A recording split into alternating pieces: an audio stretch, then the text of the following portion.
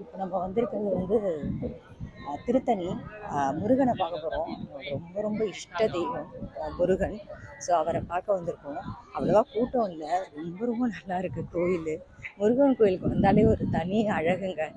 அந்த கோயிலே ஒரு அழகு தான், முருகனே ஒரு அழகு தான்.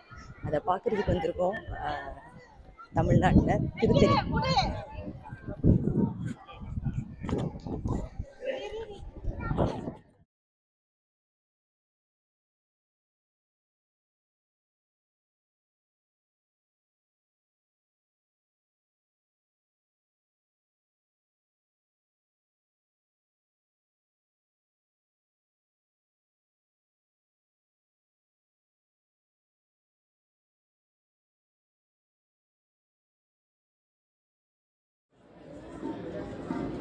முருகன் அபிஷேகத்துக்கு கொடுத்துருந்தோம் நாங்கள்.